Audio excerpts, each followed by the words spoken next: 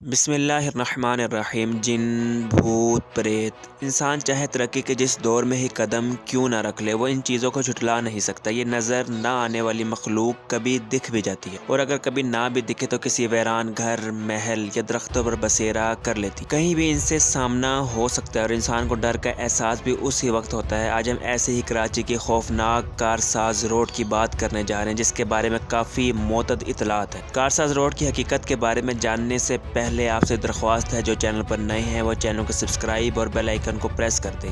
یہ بات ہے 1960 کی۔ 1960 کے قریب ایک حادثہ ہوا۔ کوئی بھی شاید ہی اس حادثے سے مکمل آگاہ ہو کہ رات کے وقت دولہا دلہن کی گاڑی کے ساتھ ایک حادثہ پیش آیا، اور آج بھی اس دلہن کو اکثر کارساز روڈ پر دیکھا گیا ہے۔ اس روڈ پر دلہن کا گھر ہے، جہاں ایک چھوٹا سا معمولی قبرستان ہے۔ یہ دلہن اس روڈ پر رات کے وقت مسافروں کا انتظار کرتی ہے، جو کارساز کو جوہر سے جوڑتی ہے۔ اگر کوئی مسافر گھر جاتے ہوئے اس راستے سے گزر جاتا ہے تو کوئی چیز انہیں روکنے کا سبب بنتی ہے، اور وہ دلہن کے لباس میں ملبوس ایک خوبصورت عورت کے طور پر ظاہر ہوتی ہے، جیسے اس کو مدد یا سواری کی ضرورت ہو یا لفٹ مانگ رہی ہو۔ ایک واقعے کے مطابق کچھ لوگ اس روڈ پر سے گزر رہے تھے، راستے میں ایک دلہن کو دیکھ کر لفٹ دے دی گئی۔ لفٹ دینے والی لڑکیاں تھیں۔ جب انہوں نے بیک مرر سے پیچھے دیکھا تو گاڑی میں پیچھے بیٹھی دلہن غائب تھی۔ اور بھی معتد اطلاعات ہیں کہ جب بھی آپ اس کے خوبصورت چہرے کو دیکھیں گے، وہ کسی اور چیز میں تبدیل ہونا شروع ہو جائے گی۔ کچھ کا کہنا ہے کہ چیخ کے ان کا پیچھا کیا گیا، جبکہ کچھ لوگ بغیر کسی آواز کے فرار ہونے میں کامیاب ہوئے۔ اس روڈ کے بارے میں بہت سی خوفناک باتیں اور بہت سے واقعات ہیں، اور بہت سے واقعات ایسے ہیں جن کی کئی لوگوں نے وضاحت کی ہے۔ یہ روڈ رات کو مکمل ویران ہوتی ہے۔ کارساز روڈ سے ایک چیز سے ہر شخص متفق ہے، اور وہ یہ ہے کہ رات کے وقت اکیلا یہاں سے کوئی بھی سفر نہیں کرتا۔ یہ روڈ رات کو سنسان ہوتی ہے، کیونکہ ایک دلہن نہ جانے کس کے انتظار میں ہے۔ معزز سامعین، کامنٹ سیکشن میں اپنی رائے سے ضرور آگاہ کریں، اور چینل کو سبسکرائب اور بیل آئیکن کو پریس کرنا مت بھولیں۔ شکریہ۔